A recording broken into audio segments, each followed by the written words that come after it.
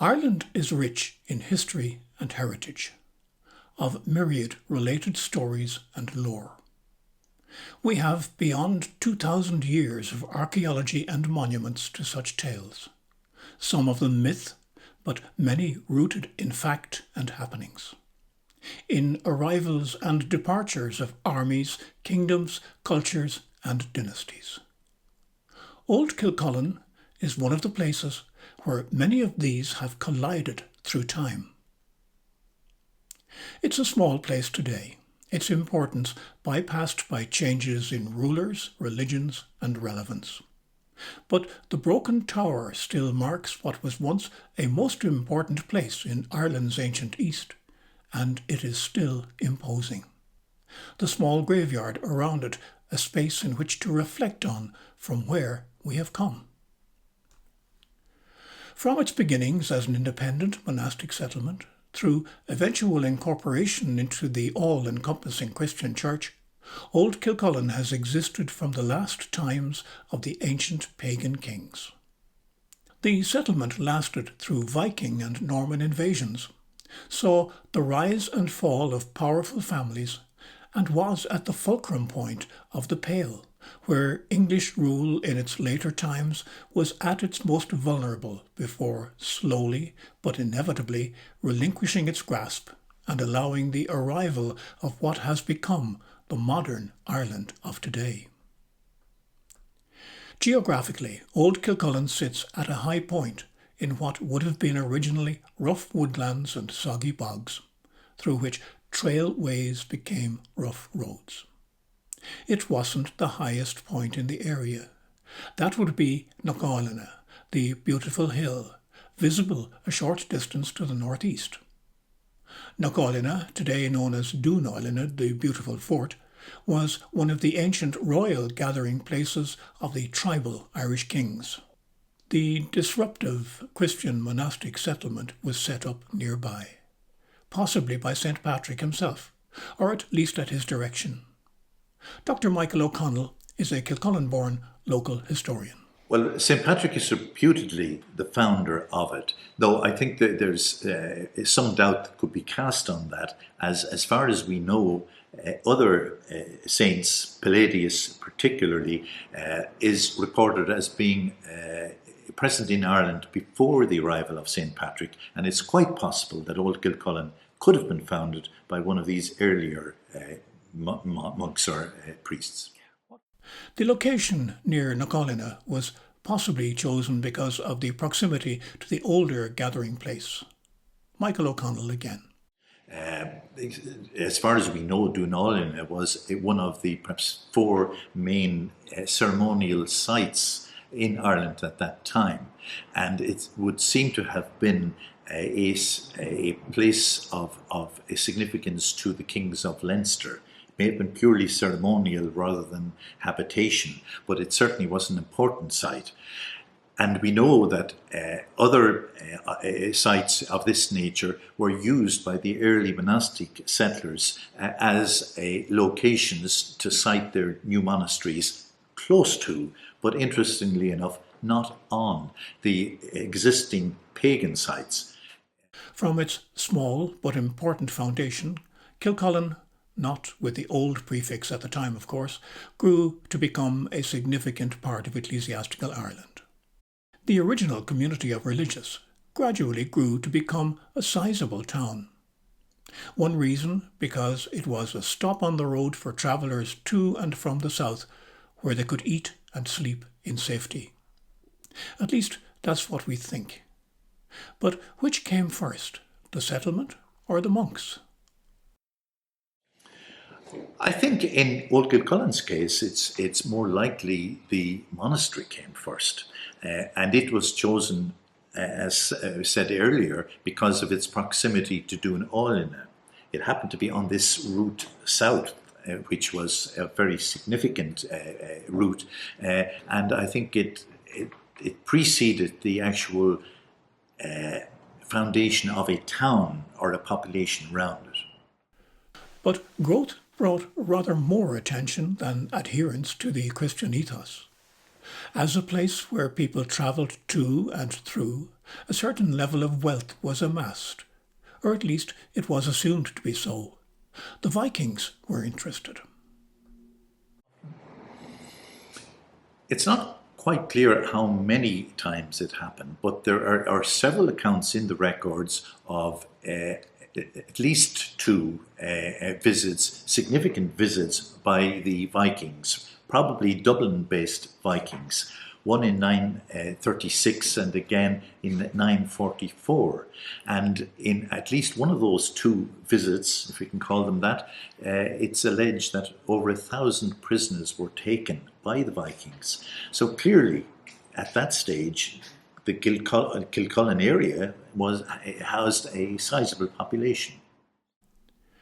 The town was located on a height in part because, in often dangerous times, that was easier to defend. There is some evidence that it was fortified at one stage, but would that have been the case from the beginning of the settlement? Initially, very likely no, but perhaps largely due to the Viking raids of the 10th and possibly later centuries, it's likely that some fortifications were built. And we do know from the records that it was recorded as having 7 gates and a town wall around it. So while no evidence of a stone wall has yet been found, it seems very likely that some sort of wall or protective fortification was erected, probably in the 11th, 12th, 13th century. Difficult to know.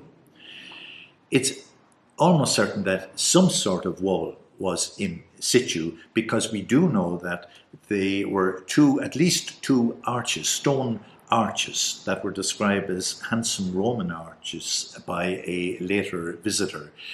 These 2 arches were present. One presumably wouldn't have an arch if there wasn't an adjoining wall of some sort.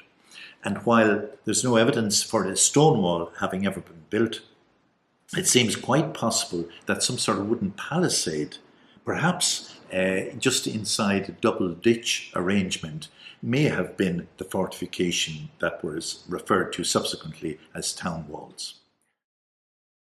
Between its high point and decline, Old Kilcullen was strongly influenced by the Anglo-Normans who arrived in Ireland in the 12th century. In a relatively short time, the new regime had ousted the native families of O'Toole's and O'Byrnes in East Kildare, sending them to Wicklow, and were the effective rulers of the area, including Kilcullen. The building of a bridge over the Liffey, north of Old Kilcullen, in the 14th century, was the start of a downward trend in the settlement's importance. But it was a slow enough process, and other events contributed to the place eventually becoming a backwater.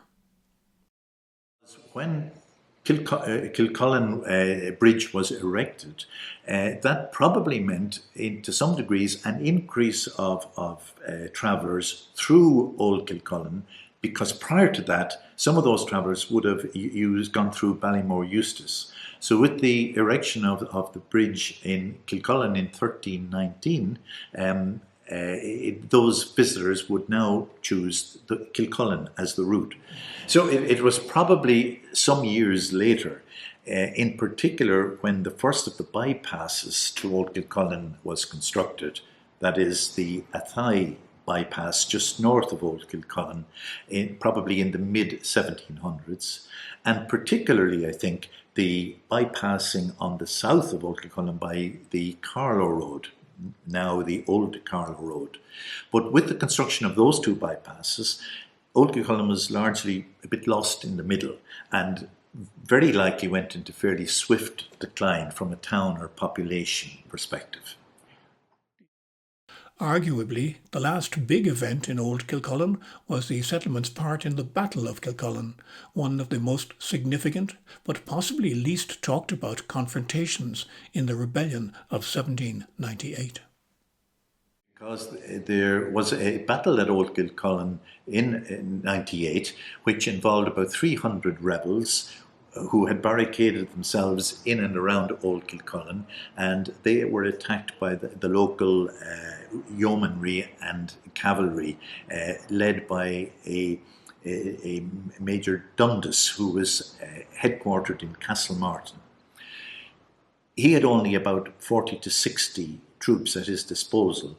The rebels were armed with simple pikes, basically, but they managed to repel up to 3 attacks by the British, causing over 20 deaths, with no casualties in the Irish side.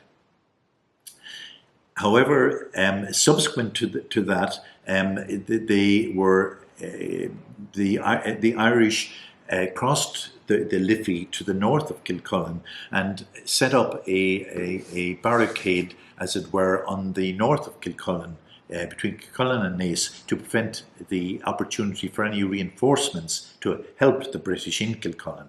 They had now moved into the town of Kilcullen. However, they were defeated badly by the British, and it's reckoned up to 150 or so rebels were killed in that, and they were decimated. That was the end of that.